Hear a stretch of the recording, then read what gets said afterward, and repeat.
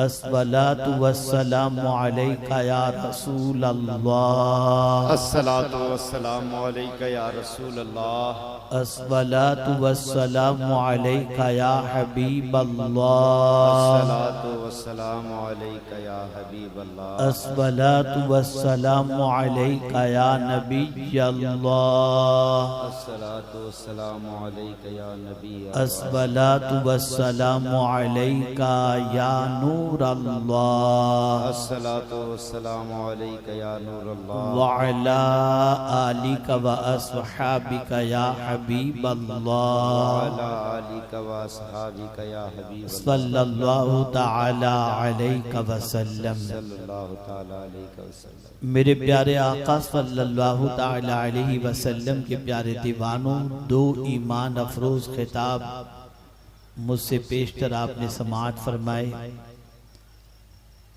और अभी थोड़ी देर पहले मुहिब्बे गिरामी हज़रत मौलाना सैयद अमीनुल कादरी साहब से एक ईमान अफरोज और जवान खिताब आपने समाअत फरमाया। मैं भी चाहूँगा कि थोड़ी देर आपके दरमियान कुछ अल्लाह अज़्ज़ व जल्ल के फरामीन और उसके प्यारे हबीब सल्लल्लाहु अलैहि वसल्लम के इरशादात को पेश करने की सआदत हासिल करूँ। हालांकि मैं जानता हूँ कि ये वक्त न सुनने सुनाने का है बल्कि सोने का है, लेकिन फिर भी जब हम आ गए हैं और आप आ गए हैं तो कुछ बातें सुन ही करके जाएं और सुना करके जाएं। शायद कि हो सकता है कि कोई बात दिल के नेहा खाने में उतर जाए माशाअल्लाह और हम सब की दुनिया और आखिरत की नजात का सबब बन जाए। वाह बेशक। पैगंबर रहमत सल्लल्लाहु ताला अलैहि वसल्लम अक्सर गमे उम्मत के अंदर रोया करते और हमेशा फिक्रमंद रहते। एक मर्तबा ऐसा हुआ कि रहमत आलम सल्लल्लाहु ताला अलैहि वसल्लम के चेहरे मुबारक पर बिल्कुल ताजगी नजर आ रही थी और सरकार सल्लल्लाहु अलैहि वसल्लम बिल्कुल हशाश नजर आ रहे थे। सहाबाए किराम अलैहिमुर रिदवान ने आकाए करीम सल्लल्लाहु ताला अलैहि वसल्लम को बहुत खुश देखकर अर्ज किया, या रसूल अल्लाह सल्लल्लाहु ताला अलैहि वसल्लम, अल्लाह आपको हमेशा ऐसे ही हंसता खेलता रखे और मुस्कुराता रखे, लेकिन सरकार ये तो बताएं कि आज इस तरीके से हशाश होने की वजह और खुश होने की वजह क्या है। तो रहमत आलम नूर मुजस्सम सल्लल्लाहु अलैहि वसल्लम ने इरशाद फरमाया, ए मेरे सहाबी, अभी अभी जिब्रील अमीन मेरे पास आए थे और उन्होंने आकर के ये मुज़दए जाँ फ़ज़ा मुझे सुनाया कि जो भी मेरा उम्मती मुझ पर एक बार दुरूद पढ़ेगा अल्लाह उस पर 10 रहमतें नाजिल फरमाएगा, उसके 10 गुनाह माफ फरमाएगा और उसके 10 दर्जे को बुलंद फरमाएगा। मेरे प्यारे आका सल्लल्लाहु ताला अलैहि वसल्लम के प्यारे दीवानों, रसूल गिरामी वक़ार सल्लल्लाहु ताला अलैहि वसल्लम उम्मत पर इनाम व इकराम की बारिश को देखकर खुश हुआ करते थे, उम्मत को फायदे में देखकर खुश हुआ करते थे।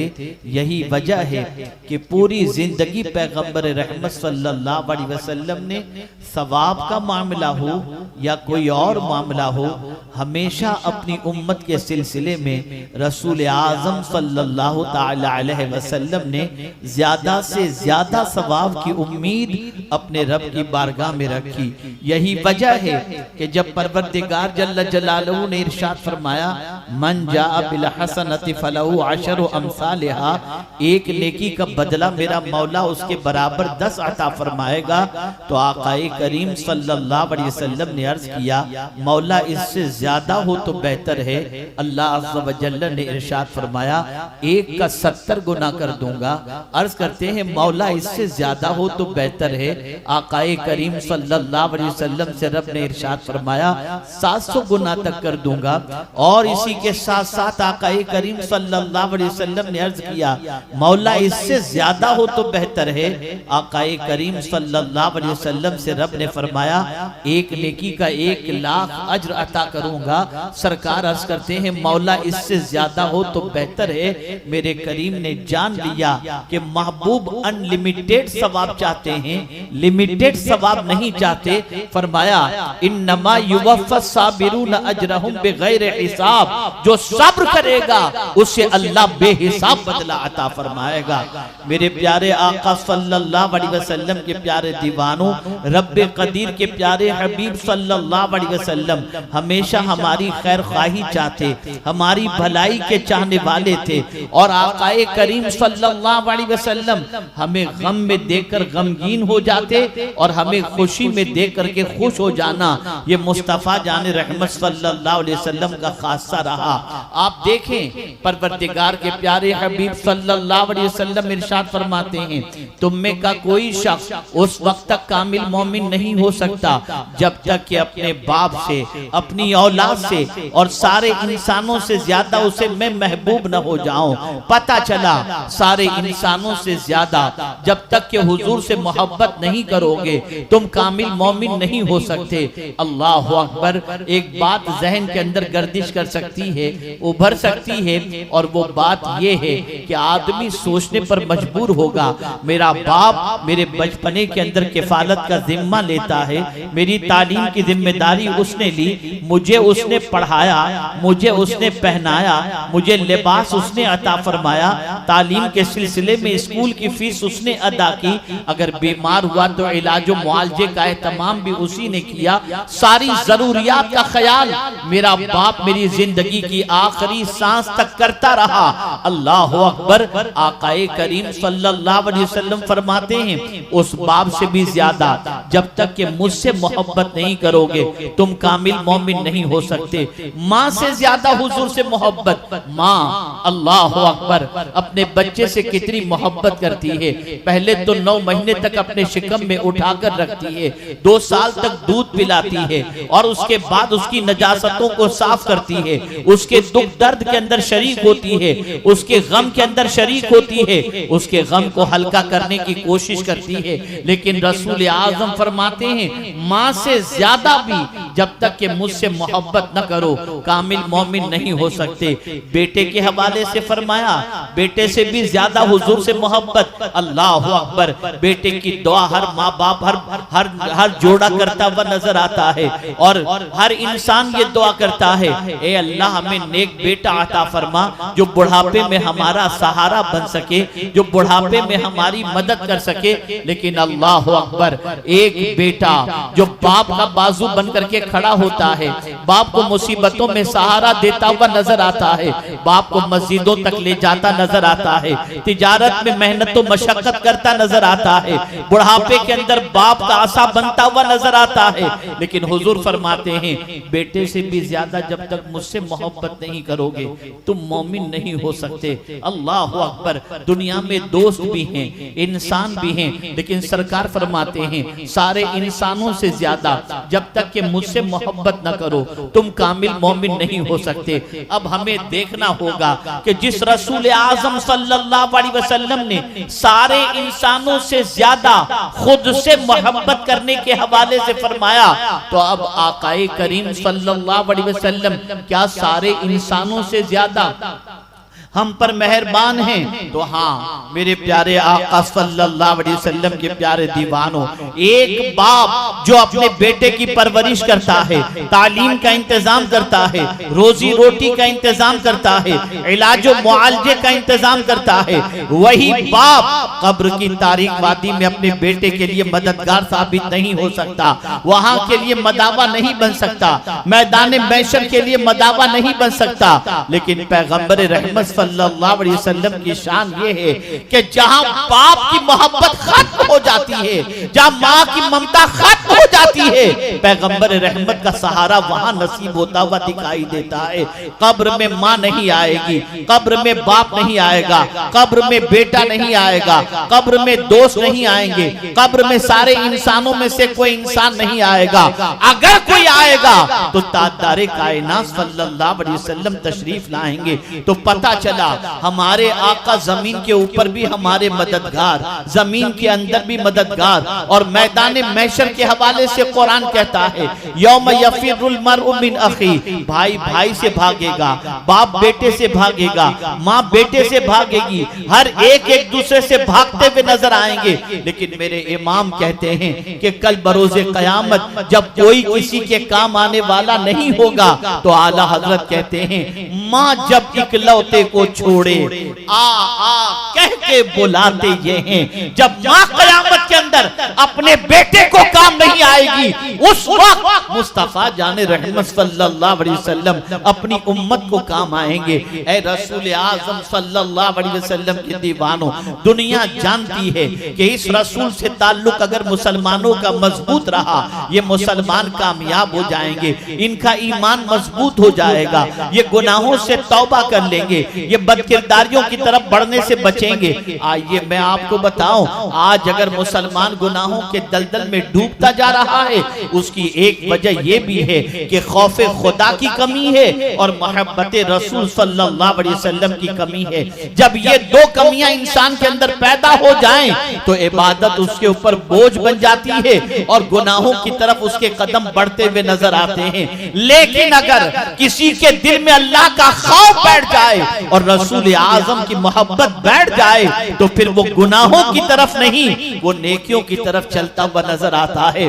और मोहब्बत रसूल से पहले, रसूल आजम के फरमान से पहले अगर वो किसी ऐसी चीज के अंदर गिरफ्तार था जिसका शरीयत के अंदर अभी हुर्मत का हुक्म नाजिल नहीं हुआ था, लेकिन जैसे ही पैगंबर रहमत का हुक्म नाजिल हुआ, रब का हुक्म नाजिल हुआ, जिंदगी भर की सारी आदतों को इंसान छोड़ता हुआ दिखाई देगा। कौन नहीं जानता रसूल आजम सल्लल्लाहु ताला अलैहि वसल्लम जिस दौरे पाक के अंदर थे, पैगंबर रहमत सल्लल्लाहु अलैहि वसल्लम जिस दौरे पाक में जिंदगी की साअतों को गुजार रहे थे, अभी पैगंबर रहमत सल्लल्लाहु अलैहि वसल्लम पर यह हुक्म नाजिल नहीं हुआ था कि लोगों को बता दिया जाए कि शराब हराम है।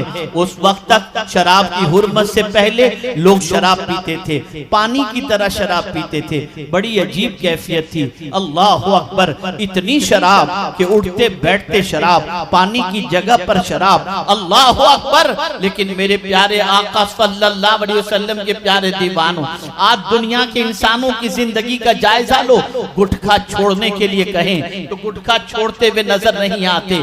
अगर आज ये कहा जाए सिगरेट छोड़ दो तो सिगरेट छोड़ते हुए नजर नहीं आते। आप जरा सोचो, पैदाइशी शराब की आदत ये कैसे छूट सकती है? लेकिन पैगंबर रहमत सल्लल्लाहु अलैहि वसल्लम पर जब हुक्म नाजिल हुआ कि शराब छोड़ दो, शराब हराम है, आप जानते हैं अल्लाह ने शराब जब हराम फरमाई, आकाए करीम सल्लल्लाहु अलैहि वसल्लम ने मदीने की गलियों के अंदर मुनादी को भेजा कि निदा दो, आज के बाद कोई शराब नहीं पिएगा। शराब की हुर्मत का हुक्म नाजिल हो चुका है। जैसे ही रसूल आजम के मुनादी ने मदीने की गलियों के अंदर शराब की हुर्मत के बारे में बताया, जिनके हाथों में शराब के प्याले थे उन्होंने छोड़ दिए, मटके जो शराब के थे तोड़ दिए, मुंह में जो शराब थी फौरन बाहर निकाल दी। मैं हैरान हूं, या अल्लाह, एक छोटी सी आदत इंसान की छूटती नहीं और जिंदगी भर की ये आदत, शराब की आदत पलक के झपकते कैसे छूट गई? तो वो जवाब देते हुए नजर आएंगे, सुन लो, शराब का नशा इतना बड़ा नहीं होता जितना मोहब्बत रसूल का नशा हुआ करता है। हमने रसूल आजम की मोहब्बत का जाम पी लिया है। अब अगर आका कहे ये छोड़ दो, वो छोड़ दो, हम सब कुछ छोड़ने के लिए तैयार हो जाएंगे। पता चला जब मोहब्बत सच्ची होती है तो आदमी महबूब की पसंद का ख्याल करता है। हमारे पास दावे रह गए, हमारे पास नारे रह गए, हमारे पास लफ्जों की हेरा फेरी रह गई, लेकिन अगर दिल में झांक करके देखो तो पैगंबर रहमत सल्लल्लाहु अलैहि वसल्लम की कितनी मोहब्बत है। अल्लाह अकबर। ए रसूल आजम सल्लल्लाहु ताला अलैहि वसल्लम के दीवानों, आपको एक वाकया मैं अर्ज करूंगा जिससे आप समझ सकेंगे। यहाँ के बहुत सारे लोग ऐसे हैं जो मुंबई में कारोबार के लिए गए, यहाँ के बहुत सारे लोग ऐसे हैं जिनके बच्चे आज तालीम हासिल कर रहे हैं, लेकिन वो खुद एक जमाने के अंदर मजदूरी किया करते थे, मेहनत तो मशक्कत करते थे, पार्टी का काम करते थे, बड़े शहरों में जाने के बाद वहां पर मजदूरी का काम करते हुए नजर आते थे। ऐसे ही एक मर्तबा ऐसा हुआ, एक शख्स जिसका बेटा पढ़ाई करना चाहता था, वो शख्स मजदूरी करता, लोगों का सामान उठाता और सामान उठा करके लोगों के घरों तक पहुंचाया करता। बच्चा उसका नन्ना सा था, नन्हे से बच्चे के दिल में ख्याल पैदा होता है, मेरा बाप लोगों का सामान उठाकर लोगों के घरों तक पहुंचाता है। अल्लाह अकबर। उसके दिल में ख्याल पैदा हुआ कि मैं कुछ बड़ा इंसान बन जाऊं, मेहनत तो मशक्कत करूं, कुछ अच्छा इंसान बनने के बाद मैं अपने बाप को इस मजदूरी से नजात दिला दूं। चुनाचे वो बच्चा सोचता है इतनी दौलत तो है नहीं कि तिजारत करके बड़ा इंसान बन सकूं, इतना माल तो नहीं है कि कोई बड़ी फैक्ट्री में कायम कर सकूं। एक ही ख्याल आया, गौर से सुनिएगा, सारी बात जहन में रहे या न रहे, ये बात जहन के अंदर महफूज कर लीजिएगा, इसलिए कि एक बड़ी तादाद यहाँ पर नौजवानों की है। नौजवान बिगड़ते कैसे हैं, माँ बाप के अरमान का जनाजा कैसे निकालते हैं, माँ की रात की नींद बर्बाद कैसे करते हैं, बाप का सुकून कैसे गारत करते हैं, उसे समझने की जरूरत है ताकि आप महसूस कर सकें। मेरे प्यारे आका सल्लल्लाहु अलैहि वसल्लम के प्यारे दीवानों, वो बच्चा जो अपने बाप को मजदूरी करते देखता था, उसके दिल में ख्याल पैदा हुआ मैं अपने बाप को मजदूरी से नजात दिलाऊंगा। चुनाचे उसने ये किया कि पढ़ाई में मेहनत शुरू की, बेपनाह मेहनत, रातों दिन मेहनत, सुबह शाम मेहनत, और मेहनत करने के बाद उसने अपनी स्कूल में टॉप किया। टॉप करने के बाद कॉलेज में एडमिशन लिया, कॉलेज में मेहनत की और मेहनत करने के बाद टॉपर बना। टॉपर बनने के बाद फिर उसके दिल में ख्याल पैदा हुआ कि मैं जो है MBA करूं ताकि मैं और आगे निकल सकूं। उसने मेहनत की, बाप रातों दिन मेहनत करके फीस भरता था, बेटा रातों दिन मेहनत करके तालीम हासिल करता था, यहाँ तक कि जब तालीम के जेवर से आरास्ता होकर MBA की डिग्री उसने हासिल कर ली, उसके बाद उसने एक बड़ी कंपनी के अंदर जॉब के लिए अप्लाई किया। जब जॉब के लिए अप्लाई किया तो उसे नौकरी मिल गई। अल्लाह अकबर। जैसे ही नौकरी मिली, पहली तनख्वाह जैसे ही मिलती है, मिलते ही वो घर आकर अपने बाप से कहता है, अब्बा जान आज के बाद, अब्बा जान आज के बाद आपको मजदूरी नहीं करनी, आज के बाद आप घर में बैठो, 5 वक्ता नमाज मस्जिद में जाकर अदा करो, तिलावत करो और मेरे लिए दुआ करो। बाप ने मजदूरी छोड़ दी और मस्जिद की तरफ अपनी तवज्जो मबसूल कर दी। अब बाप मस्जिद में जाता, नमाजें पढ़ता, जिक्र व अज़कार करता, तिलावत करता, दुरूद शरीफ पढ़ता। अब सारी मजदूरी से रिश्ता उसने तोड़ दिया। माँ भी खुश, बाप भी खुश, मोहल्ले वाले भी खुश। कैसा नेक बच्चा इनको अल्लाह ने अता किया है, जो बच्चा माँ बाप का बाजू बनकर खड़ा हो गया और बाप को मजदूरी से निकाल दिया। अब आहिस्ता आहिस्ता बच्चे की तरक्की हो रही है, बच्चा नमाज के लिए भी जाता है, बच्चा तिलावत करता हुआ भी नजर आता है, बाप की परेशानियों के अंदर खड़ा हुआ भी नजर आता है, और इस तरीके से जिंदगी गुजरती है। एक दिन बाप ने कहा, बेटे मेरी तमन्ना है तेरी शादी कर दी जाए। अच्छे घर में रिश्ता डाला जाता है, शादी तय हो जाती है, रिश्ता हो जाता है, शादी के बाद बच्चे होते हैं, बच्चे अच्छी स्कूल के अंदर एडमिशन दिलाया जाता है, बच्चे अच्छी स्कूल में पढ़ने लग जाते हैं, तनख्वाह बढ़ती जाती है, तरक्की होती जाती है। इमाम इमाम साहब भी कहते नजर आते हैं बड़ा नेक बच्चा है, मोहल्ले वाले भी कहते नजर आते हैं बड़ा नेक बच्चा है, कभी निगाह उठा करके नहीं देखा। स्कूल में उसके बच्चों की इज्जत, उसकी बीवी की अपने मायके में इज्जत, गर्ज की जिंदगी गुजर रही है। यहाँ तक कि माँ बाप को उसने हज भी करा दिया और माँ बाप हज से फारिग होने के बाद अपने बेटे को बहुत सारी दुआएं दे रहे थे। मेरे प्यारे आका सल्लल्लाहु अलैहि वसल्लम के प्यारे दीवानों, उसके बाद उसके ज़हन में ख्याल आया कि मेरे पास तजर्बा है, एक्सपीरियंस है, मैं किसी बड़ी कंपनी के अंदर अप्लाई करूं, शायद कि दूसरी कंपनी में मुझे पहली कंपनी से ज्यादा तनख्वाह मिल जाए। उसने अप्लाई किया और दूसरी कंपनी में पहली कंपनी के मुकाबले में ज्यादा तनख्वाह के अंदर उसको रख लिया गया। अब और खुश, घर के अंदर मजीद खुशहाली जिंदगी गुजर रही है। इतने में एक दिन ऐसा हुआ कि उस शख्स को दो दोस्तों ने दावत दी कि आज रात को खाना हम लोग होटल में खाएंगे। वो अपने दोनों दोस्तों के साथ, वो शख्स, वो नौजवान दोनों दोस्तों के साथ खाने के लिए मेज पर होटल पर पहुंचा। जैसे ही होटल में पहुंचा तो उन दोनों दोस्तों ने खाने के साथ शराब की भी ऑर्डर दी। अल्लाह अकबर। जब शराब का ऑर्डर दिया उन्होंने तो शराब जैसे ही आई उस नौजवान ने कहा मैं तो इसको हाथ भी नहीं लगाता। तो दोनों ने कहा बड़ा अजीब आदमी है, जवान होकर शराब नहीं पीता। उसने कहा नहीं नहीं, हम शराब को हाथ भी नहीं लगाएंगे, हम शराब नहीं पिएंगे। तो दोनों ने ताना देना शुरू किया, अरे जालिम, इतना कमाता है और इतना कमाने के बाद तू शराब भी नहीं पीता, तू शबाब का भी आदी नहीं है, बड़े ताज्जुब की बात है, इतना कमाकर फिर फायदा क्या, लगता है तू मर्द है ही नहीं। बस जब ये बात कही गई उस नौजवान ने शराब का प्याला उठाया और फौरन उसने पी लिया।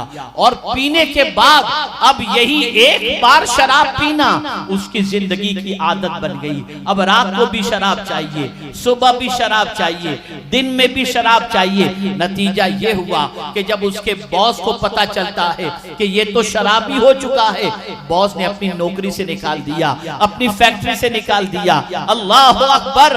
अब जब वो नौकरी से निकला और निकलने के बाद अब वो परेशान है, वो दूसरी जगह अप्लाई करता है तो उससे पूछा जाता है कि आपको पहली जगह से क्यों निकाला गया, आप उसकी वजह बताइए। तो बताने की उसमें हिम्मत नहीं थी, चुनाचे कोई नौकरी पर रखने के लिए तैयार नहीं। वो लड़का जिसके सिलसिले में माँ बाप फख्र करते थे, मोहल्ले वाले फख्र करते थे, दोस्त अहबाब फख्र करते थे, सब फख्र करते थे कि कितना नेक बंदा है। दो दोस्तों की संगत ने उसे शराबी बना दिया और उस शराबी के बनने के बाद अब पोजीशन ये हुई कि जितना माल था वो खत्म होता चला गया। पहले माँ के जेवर बिके, फिर बीवी के जेवर बिके। अब वो बाप जो मस्जिद में बड़े शौक से जाया करता था अब घर में बैठ गया, इसलिए कि मस्जिद में जाता तो लोग कहते तेरे बेटे को क्या हो गया। अब मुंह छुपा रहा है बाप भी, मुंह छुपा रही है माँ भी, मुंह छुपा रही है बीवी भी। चुनाचे सिचुएशन बड़ी अजीब बन गई। ऐ रसूल आज़म सल्लल्लाहु ताला अलैहि वसल्लम के दीवानों, दो दोस्तों की सोहबत ने उसकी पूरी जिंदगी बर्बाद कर दी और वो शराब में इतना डूब गया था कि एक रात शराब पी करके वो मस्त होकर के शराब के नशे के अंदर अपने घर की गली की तरफ बढ़ रहा था और गिर गया और नाली के अंदर, गटर के अंदर गिर गया। इमाम साहब फज्र की नमाज के लिए जा रहे थे, देखा तो नौजवान नाली में पड़ा हुआ है।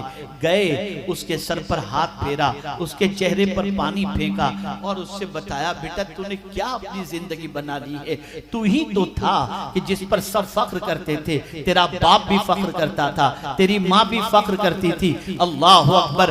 बाप की पोजीशन तो बाद में ये हो गई कि बाप ये कहता हुआ दिखाई देता था इस मालदारी से वो गरीबी अच्छी थी जिससे मेरे बच्चे के कदम तो सीधे रास्ते पर थे। अल्लाह अकबर। इमाम साहब समझा रहे हैं बेटे तू शराब छोड़ दे, तो वो कहता हुआ दिखाई देता है हजरत मैं छोड़ना तो चाहता हूँ लेकिन मुझसे छूटती नहीं है, आपके पास कोई नुस्खा हो तो बता दो ताकि मैं ये शराब की आदत को छोड़ दूं। इमाम साहब ने कहा एक ही नुस्खा है और वो नुस्खा बस इतना है, दिल तुम मदीने के ताजदार को दे दे, तेरी शराब की आदत निकल जाएगी। बस इतना कहना था। उसने कहा आज से मैं मोहब्बत रसूल में अपनी जिंदगी गुजारूंगा और इसी मोहब्बत रसूल ने ने उसको शराब की आदत से नजात अता फरमाई। ए रसूल आजम सल्लल्लाहु अलैहि वसल्लम के दीवानों, मोहब्बत रसूल बड़ा अजीम सरमाया है। इश्क मुस्तफ़ा सल्लल्लाहु अलैहि वसल्लम बड़ा अजीम सरमाया है। इसीलिए हुजूर फरमाते हैं अपनी औलाद को अगर कुछ सिखाना है तो ये सिखाओ। अल्लाह के रसूल सल्लल्लाहु अलैहि वसल्लम फरमाते हैं 3 बातों की तालीम अपनी औलाद को दो। पहली चीज अपने नबी की मोहब्बत पिलाओ, अहले बैत की मोहब्बत पिलाओ, कुरान की मोहब्बत पिलाओ। जो माँ खुद मोहब्बत रसूल में गिरफ्तार न हो, आज की माओ का आलम देखिए, अल-इयाज़ु बिल्लाह, बड़ी अजीब सिचुएशन है। कहा जाए पर्दा करो, मौलाना अब ये आज के दौर में कहां से चलेगा, गाना छोड़ दो, कोई तवज्जो नहीं। औरतें गाना सुन रही हैं, बेहिजाब घूम रही हैं, मर्दों के शाना बशाना चल रही हैं। अल्लाह रहम व करम फरमाए, नमाजें तो बेतहाशा और बगैर किसी हिचकिचाहट के कज़ा करती नजर आती हैं, सीरियलों में मस्त नजर आती हैं। आओ मैं तुम्हें बताऊं, रसूल आजम की मोहब्बत में खवातीन कितनी गिरफ्तार थी। जब ऐसी माएं थी तो वतन से अल्लाह के बरगुज़ीदा बंदे जलवागर होते थे और नजात दिलाने वाले बच्चे पैदा हुआ करते थे। ग़ज़वे उहद के मौके पर आप जानते हैं, ग़ज़वे उहद के मौके पर यह बात मशहूर हो गई कि आक़ाए करीम सल्लल्लाहु अलैहि वसल्लम शहीद हो गए। मदीने की एक खातून को जब इत्तिला मिली, दौड़ी दौड़ी ओहद की तरफ बढ़ती है। रास्ते में सहाबी मिलते हैं, पूछती है मेरे आका कैसे हैं। वो सहाबी रसूल आकाए करीम सल्लल्लाहु अलैहि वसल्लम के हवाले से पूछने वाली औरत से कहते हैं तेरा बाप शहीद हो गया। का इन्ना लिल्लाहि व इन्ना इलैहि राजिऊन, ये कहकर आगे बढ़ती है। एक और सहाबी मिले, पूछा हुजूर कैसे हैं। कहा तेरा शौहर शहीद हो गया। कहा इन्ना लिल्लाहि व इन्ना इलैहि राजिऊन। आगे बढ़ती है। एक और सहाबी मिलते हैं, पूछती है मेरे आका कैसे हैं। वो कहता है वो कहते हैं तेरा भाई शहीद हो गया।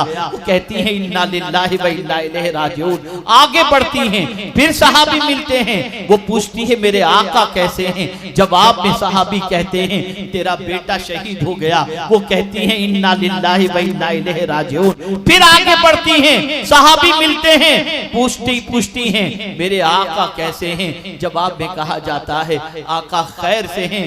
4 लोगों की शहादत की खबर मिली, बाप की, शौहर की, भाई की और ये बेटे की।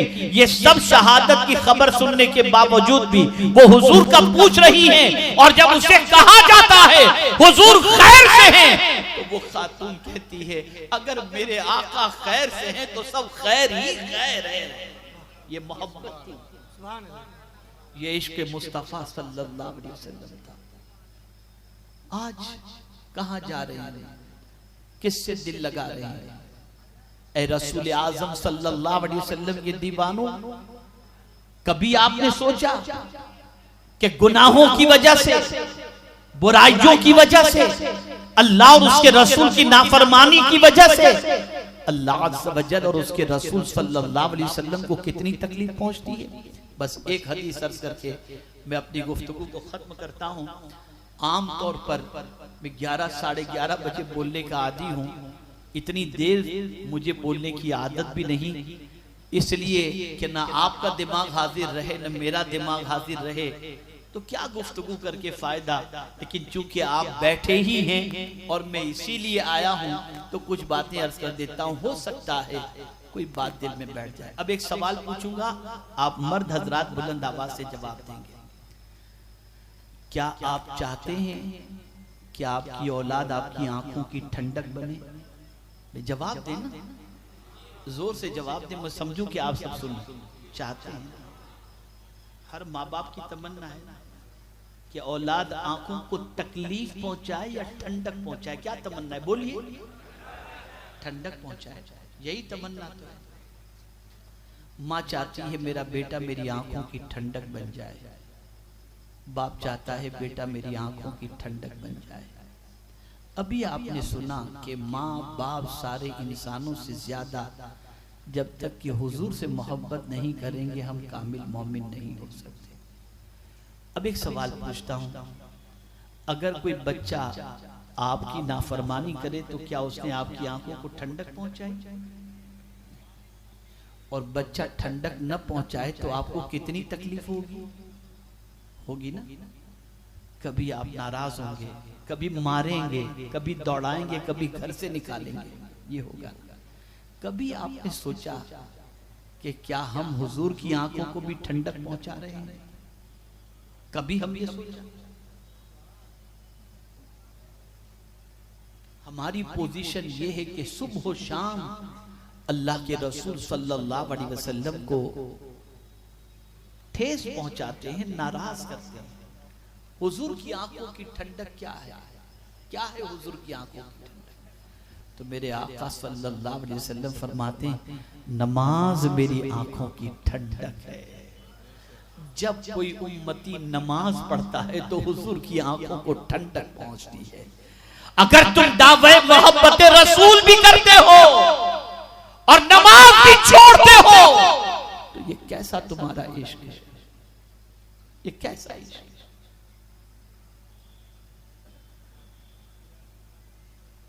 किसी ने ख्वाजा अबुल हसन खरकानी रहमतुल्लाह ताला अलैह से पूछा, हजरत मैं चाहता हूं कि तहज्जुद पढ़ूं, लेकिन तहज्जुद की नमाज के लिए उठने का मुझे मौका नहीं मिलता, वक्त नहीं मिलता। हुजूर क्या वजह होगी, क्या करूं? इरशाद फरमाते हैं, दिन में गुनाह से बच, रात को तहज्जुद की तौफीक नसीब हो जाए।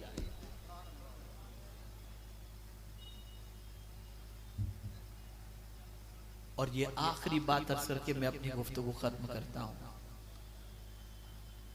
आपके दिल में कितना इश्क रसूल सल्लल्लाहु अलैहि वसल्लम है, उसको जांचने का एक पैमाना मैं आपको दे देता हूं, फिर जांच लेना। अगर आप पर गुनाह आसान हो और नमाज बोझ बन जाए तो आप अपने दावे मोहब्बत रसूल में सच्चे नहीं हैं। और अगर आप पर नमाज आसान हो जाए और गुनाह बोझ बन जाए तो समझ लेना कि आप दावे मोहब्बत रसूल में सच्चे। आज मुसलमानों पर नमाज बोझ बन गई। नमाज का वक्त होते इधर उधर भागते हैं कि कहीं कोई हमें सजदे के लिए बुला दे। ये हाल हो चुका है। तो ए रसूल आज़म सल्लल्लाहु अलैहि वसल्लम के दीवानों, ये इतना बड़ा इज्तिमा, इतना बड़ा जलसा तहफ़्फ़ुज़ नामूस रिसालत सल्लल्लाहु अलैहि वसल्लम के नाम से मुनक़्क़िद किया गया। तो इसमें मेरा पैगाम आपको बस सिर्फ इतना है, सबसे ज्यादा हुजूर से मोहब्बत करो और नमाज पढ़कर हुजूर की आंखों को ठंडक पहुंचाओ। जब तुम ये करोगे तो गुलाम जब हुजूर को ठंडक पहुंचाए, आका को ठंडक पहुंचाए, तो आका भी उसको बदरजे औला ज्यादा ठंडक अता फरमा देंगे। तो ए रसूल आज़म सल्लल्लाहु अलैहि वसल्लम के दीवानों, इस इज्तिमा से, इस प्रोग्राम से आप यही पैगाम लेकर के जाएं, खुद भी नमाजी बने, घर वालों को भी नमाजी बनाएं, गुनाहों से बचें, गुनाहों से रोकें और अपनी ज़िंदगी को कानून इलाही और कानून रसूल सल्लल्लाहु अलैहि वसल्लम के सांचे में ढालने की कोशिश करें। अल्लाह ताला आक़ाए करीम सल्लल्लाहु अलैहि वसल्लम के सदक़ो तुफ़ैल मुझे आपको सबको कुरान और हदीस पर अमल की तौफीक नसीब फरमाए। वमा अलैना इल्लल बलागुल मुबीन। अस्सलामु अलैकुम।